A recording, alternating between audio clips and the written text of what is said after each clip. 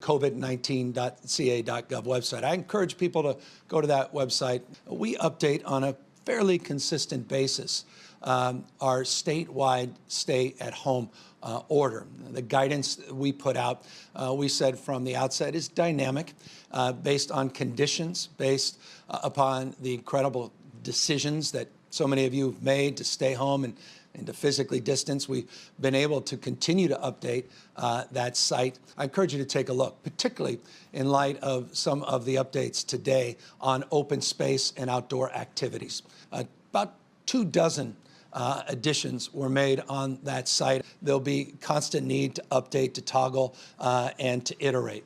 And to that end, that's what we need to do as it relates to what we saw in the activity last Saturday in particular, and Sunday to some degree, on a couple of our beaches in the state of California.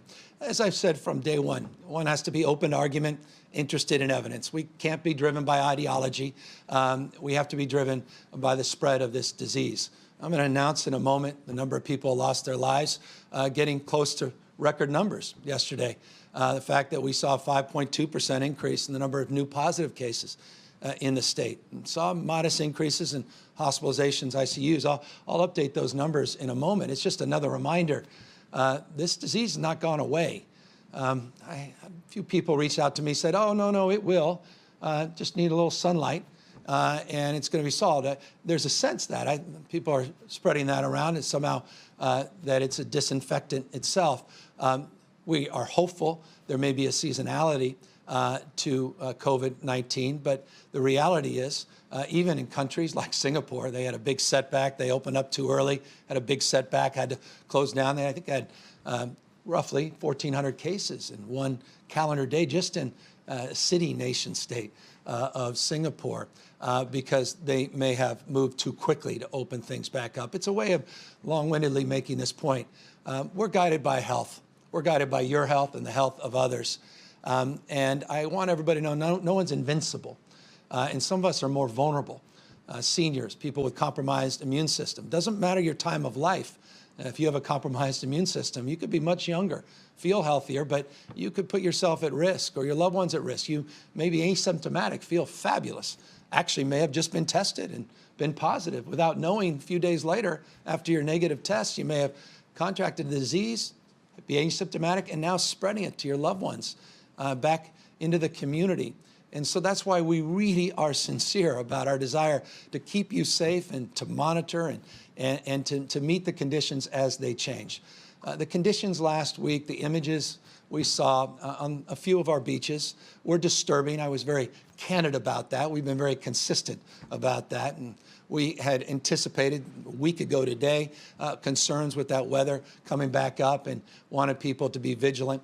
Unfortunately, as I say, just in a couple of our beaches, we didn't see that happen. The vast majority of them we did. We saw people doing all the right things. Incredible leadership in LA, in the county and city level, Mayor Garcetti, and great work being done. San Diego, and their county and their partnerships, even up in Mendocino, Sonoma, Bay Area, so many outstanding examples where people met the moment, both as citizens of this state and as local leaders, law enforcement, and the like. And we just want to acknowledge that. I want to thank everybody for that outstanding work. That's going to help us get to this goal of beginning to reopen this state much, much sooner. So let's keep that up.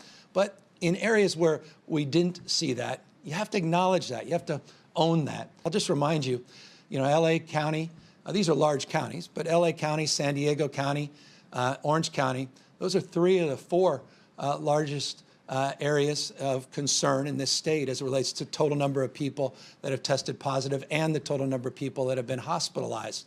So Orange County's been on our list of health concern, and they've done a wonderful job down there. I just think we can tighten that up a little bit. And so we're going to have a temporary pause on the beaches down there, state and local beaches. We want to work very closely with local elected officials, and we're committed to doing that. And if we can get some framework and guidelines to get this right, we can reopen very, very quickly. But we gotta make sure we can get this right. Why undo all the great progress? Let's move this state forward together.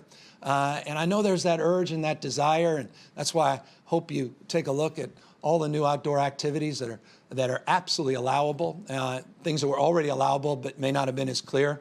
Those 200 state parks that are open in the state of California, as long as we're modifying our behavior and practicing the physical distancing, we're gonna move through into this next phase. And my job as governor is to keep you safe. And when our health folks tell me they can't promise that if we promote another weekend like we had, then I have to make this adjustment. And so I hope it's a very short-term adjustment. Confident it will be, because the spirit that defines the moment is disproportionately a spirit of cooperation. Hi, Governor. So you have repeatedly said localism is determinative. And so I wonder, why now? Why go against local leaders in Orange County who say that such a beach closure is not necessary? And what's your enforcement plan on this? Is it up to the locals to enforce? And if they don't enforce, is there something that the state can do to step in to enforce this order? Well, it's crystal clear. Unfortunately, we weren't able to provide the kind of physical distancing, social distancing that is required on the basis of our statewide guidance. And so, unfortunately, that did not occur. You know that. Everybody knows that. Everybody who saw those images sat there and their eyes, we're all concerned about that. And if you're not, I don't know, folks are paying attention to this pandemic and how it is spread, how this virus is spread. So that's what ultimately led to this decision. When I talk about localism being determinative, you're absolutely right. The application of these rules has to happen at the local level, but when it doesn't and the enforcement can't, we want to be supportive and provide guidance, and we're doing that, and we're confident that people will do their best. They always do, to do the right thing. And again, we don't ever want to be heavy-handed about these things. We haven't had to be. We don't want to be.